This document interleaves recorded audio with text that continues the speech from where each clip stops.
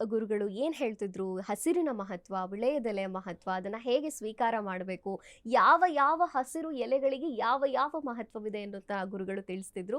ಅದನ್ನು ಕೇಳ್ತಾ ಹೋಗೋಣ. ಗುರುಗಳೇ, ತಾವು ಬಾಳೆ ಎಲೆ ಬಗ್ಗೆ ಹೇಳ್ತಿದ್ರಿ. ಅಷ್ಟು ಅನುಗ್ರಹ ಶ್ರೀರಾಮಚಂದ್ರ ಹಸಿರು ಎಲೆಗಳಿಗೆ ಮಾಡ್ದ, ಮೆಹಂದಿ ಎಲೆಗಳಿಗೆ ಮಾಡ್ದ ಅಂತ. ಈ ಎಲೆಗಳನ್ನು ಕೊಡುವಾಗ ನೀವು ಹೇಳಿದ್ರಲ್ಲ, ಒಂದು ಕೊಟ್ಟರೆ ಎರಡು ಕೊಟ್ಟರೆ ಹೇಗೆ ಅನ್ನುವಂಥದ್ದನ್ನು, ದಾನಕ್ಕೂ ಅಷ್ಟು ಮಹತ್ವವನ್ನು ನಮ್ಮ ಶಾಸ್ತ್ರ ಹೇಳಿದೆಯಾ ಅಂತ? ದಾನ ಮಾಡಿ ಕೆಟ್ಟವರೇ ಇಲ್ಲಂತೆ, ಅದರಲ್ಲೂ ವಿಳೆದೆಲೆ. ಅದರಲ್ಲೂ ವಿಳೆದೆಲೆ. ವಿಳೆದೆಲೆ ನೀನು ಏನು ಆಗಲಿಲ್ಲ ಅಂದರೆ ಒಂದು 50 ರೂಪಾಯಿ 100 ರೂಪಾಯಿ ಕೊಟ್ಟರೆ ಇಷ್ಟು ವಿಳೆದೆಲೆ ಸಿಗ್ತದೆ. ಒಂದು ತಟ್ಟೆ ತುಂಬ ಜೋಡಿಸಿ ಅಡಿಕೆಯನ್ನು ಇಟ್ಟು ಯಥಾಶಕ್ತಿ ಇದೇನೆಂದರೆ ತಾಂಬೂಲಂ ಸ್ವೀಕರಂ ಕೊಡಬೇಕಾರೆ ತಾಂಬೂಲ ಸಹಿತವಾಗಿ ದೇವರಿಗೆ ನೈವೇದ್ಯ ಮಾಡಬೇಕು. ಸದಕ್ಷಣಂ ಸದಾಂಬೂಲ, ತಾಂಬೂಲವಿಲ್ಲದೆ ಮಾಡಂಗೇ ಇಲ್ಲ. ನೈವೇದ್ಯ ಮಾಡಿದ್ರು, ತೆಂಗಿನಕಾಯಿ ಹೊಡೆದ್ರು ಅಥವಾ ಹಣ್ಣುಗಳಿಟ್ಟರು, ಏನೇ ಮಾಡಿದ್ರು ಒಂದು ತಟ್ಟೆಯಲ್ಲಿ ವಿಳೆದೆಲೆ ಜೋಡಿಸಿ ದಕ್ಷಿಣೆ ಇಟ್ಟು ಹಣ್ಣುಗಳಿಟ್ಟು ನೈವೇದ್ಯ ಕೊಡಬೇಕು.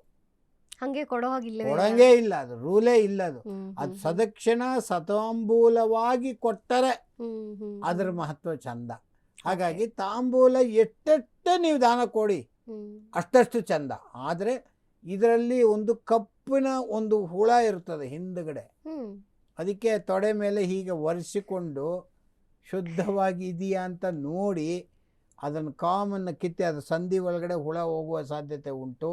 ಅದರ ತೊಟ್ಟನ್ನು ಕಿತ್ತು ಕಾಮನ್ನು ಕಿತ್ತು ನಂತರ ಮಡಚಿ 1-2 ಸಲ ನೋಡಿ ಏನಿಲ್ಲ ಅಂದಾಗ ತಾಂಬೂಲವನ್ನು ಸ್ವೀಕಾರ ಮಾಡೋದು. ಅದು ಯಾವಾಗ ಮಾಡ್ತಾರೆ ನೋಡಿ, ಸಾಮಾನ್ಯ ಎಲ್ಲರಿಗೂ ಉತ್ತರ ಕರ್ನಾಟಕದಲ್ಲಿ ದಿನ ಬೆಳಗಾದ್ರೆ ಅದೇ, ಹಾಗಲ್ಲ.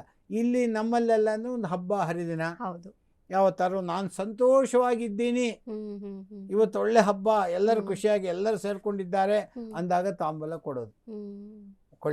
ಕೊಡ್ತೀನಿ, ಹಚ್ಕೊಳ್ಳ ಅಂತಾರೆ. ಅದರಂತೆ ಸುಣ್ಣ ಜಾಸ್ತಿ ಹಾಕಿದ್ರೆ ನಾಲ್ಗೆ ಸುಟ್ಟೋಗುತ್ತೆ. ಅಡಿಕೆ ಅಥವಾ ಚೆನ್ನಾಗಿ ಹುರಿದಿರೋ ಅಡಿಕೆ ಕೊಟ್ಟರೆ ಗಂಟ್ಲು ಕಟ್ಟುತ್ತೆ. ಅದನ್ನು ತಗೊಳ್ಬೇಕಾದ್ರೆ ನೀರು ಕುಡಿಬಾರ್ದು, ಗಂಟ್ಲಿಗೆ ಸಿಗಾಕೊಳ್ಳುತ್ತೆ. ಅಡಿಕೆ ತುಂಬ ತೊಂದರೆಗಳೇ ಆಗೋಗ್ಬಿಡುತ್ತೆ. ಅದನ್ನೆಲ್ಲ ತಗೊಂಡು ಒಳ್ಳೆ ವಿಳೆದೆಲೆ, ಬನಾರಸ್ ವಿಳೆದೆಲೆ ಅಂತಿದೆ, ಕಲ್ಕಟ ವಿಳೆದೆಲೆ ಅಂತಿದೆ, ಬಿಳಿ ವಿಳೆದೆಲೆ ಇದೆ, ಅಂಬಾಡಿ ವಿಳೆದೆಲೆ ಇದೆ, ಮೆಡ್ರಾಸ್ ವಿಳೆದೆಲೆ ಇದೆ, ಒರಟಾಗಿರುವಂಥ ವಿಳೆದೆಲೆ ಇದೆ. ಕೆಲವರಿಗೆ ಅದೇ ಇಷ್ಟ, ಕೆಲವ್ರಿಗೆ ಇದೇ ಇಷ್ಟ. ಅಯ್ಯೋ ಇಷ್ಟು ದಪ್ಪದ್ದು ಹಾಕಿದ್ರೆ ನನ್ನ ಕೆಲ ಆಗಲ್ಲ. ಅದರಲ್ಲಿ ಒಂದು ಅದ್ಭುತವಾದ ಖಾರ ಇರ್ತದೆ, ಜೀರ್ಣಕಾರಿಯಾದಂಥದ್ದು, ಮಕ್ಕಳಿಗೆ ಕೆಮ್ಮು ನೆಗಡಿ ಬಂದಾಗ ಉಪಯೋಗಿಸುವಂತಹದ್ದು. ಯಾವುದಕ್ಕಿಲ್ಲ ಹೇಳಿ ಈ ಎಲೆಗಳು, ಪ್ರತಿಯೊಂದಕ್ಕೂ ಎಲೆಯ ಮಹತ್ವ ಅಷ್ಟೊಂದು. ಅದಕ್ಕೆ ಹಸಿರ ಹಿಂದುಗಡೆ ಡಾಕ್ಟರ್ ಸ್ವಾಮಿನಾಥನ್ ಅಂತ ಹೇಳಿದ್ರು, ಹಸಿರು ಕ್ರಾಂತಿ ಮಾಡಬೇಕು. ಈವನ್ ಅಗ್ರಿಕಲ್ಚರಿಗೂ ಹಸಿರು ಕ್ರಾಂತಿ ಅಂತಾರೆ. ಅದರಲ್ಲಿ ವಿಳೆದೆಲೆ ಕೊಟ್ಟರೆ, ನಾನು ಮುಖ್ಯವಾಗಿ ಹೇಳಿದೆ, ಇದನ್ನು ಯಾರು ಇದನ್ನು ಕರೆಕ್ಟಾಗಿ ಗಂಡು ವಿಳೆದೆಲೆ ಹೆಣ್ಣು ವಿಳೆದೆಲೆ ನೋಡಿ ನಿಮಗೆ ಅಡಿಕೆ ಎಲ್ಲ ಮಡಚಿ ದೇವ್ರ ಪಾದಕ್ಕೆ ಮುಡಿಸಿ. ಇದಕ್ಕಿಂತ ಒಂದು ಸೂಪರ್ ಆದ ಮಾಹಿತಿ ಕೊಡ್ತೀನಿ. ಪ್ರತಿ ಶುಕ್ರವಾರ 2 ಬಿಳಿ ವಿಳೆದೆಲೆ, ಒಂದೇ ಒಂದು ಅಡಿಕೆ, 1 ರೂಪಾಯಿ ಕಾಯಿನು, ಅದನ್ನು ಮಡಿಸಿ, ಮೊದಲು ಹೀಗೆ ಮಡಿಸಿ, ಆಮೇಲೆ ಹೀಗೆ ಮಡಿಸಿ, ಹಿಂದುಗಡೆಯಿಂದ ಮಡಿಸಿ, ಒಂದು ಹಳದಿ ದಾರ ಸುತ್ತಿ ದೇವ್ರ ಫೋಟೋಕ್ಕೆ ಟಚ್ ಮಾಡಿ, ಮಹಾಲಕ್ಷ್ಮಿಯ ಫೋಟೋಕ್ಕೆ ಟಚ್ ಮಾಡಿ ನಿಮ್ಮ ಪರ್ಸನಲ್ ಇಟ್ಕೊಳ್ಳಿ. ಆ ತಿಂಗಳು ಆ ವಾರವೆಲ್ಲ ನಿಮಗೆ ದುಡ್ಡಿನ ಕಷ್ಟ ಬರೋದಿಲ್ಲ. ಎಲ್ಲಿಂದ ಉತ್ಪತ್ತಿ ಆಗ್ಬಿಡುತ್ತೆ ಅಲ್ಲ, ಕಷ್ಟ ಬರಲ್ಲ. ನಿಮ್ಮ ಸಹಾಯ ಕೇಳಿದ್ರು ಯಾರು ಕೊಡ್ತಾರೆ, ಅಥವಾ ನಿಮಗೇ ಬರ್ತದೆ.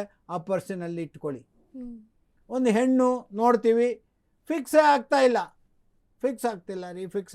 ರೀ, ಏನು ಬರ್ತಾರೆ ನೋಡ್ತಾರೆ ಓಡೋಗ್ಬಿಡ್ತಾರೆ, ಏನು ಮಾಡೋದಂತಾನೆ ಅರ್ಥವಾಗಿಲ್ಲ ಅನ್ನೋರಿಗೆ ಇದೇ ವಿಳೆದೆಲೆಯನ್ನು ದೇವರಿಗೆ ಮುಟ್ಟಿಸಿ, ಹೆಣ್ಣು ಉತ್ತರಕ್ಕೆ ಕೂತ್ಕೋಬೇಕು, ಗಂಡು ಪೂರ್ವಕ್ಕೆ ಕೂತ್ಕೋಬೇಕು, ತಮ್ಮ ರಿಲೇಷನ್ಸ್ ಎಲ್ಲ ಪೂರ್ವ ನೋಡ್ಕೊಂಡು ಕೂತ್ಕೋಬೇಕು.